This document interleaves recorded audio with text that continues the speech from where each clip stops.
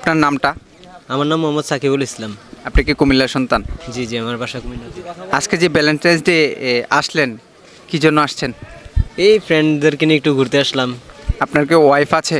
হ্যাঁ হ্যাঁ, আমার ওয়াইফ আছে। আচ্ছা, আমার একটা প্রশ্ন আছে, যেটা হচ্ছে আপনাদের দুজনের প্রথম দেখার মুহূর্তটা কেমন ছিল? আসলে আমাদের দুজনের প্রথম দেখার মুহূর্তটা একটু ডিফিকাল্ট ছিল। প্রথমত আমাদের এফবিতে পরিচয় হয়, দেন পার্কে আসা হয়, পার্কে পরিচয় হয়। আপনার কাছে ভালোবাসা কি? আমার কাছে ভালোবাসা এমন একটা অনুভূতি যা আসলে ভাষায় প্রকাশ করার মতো না। আজকে যে 14 ফেব্রুয়ারি, এটা কি দিবস?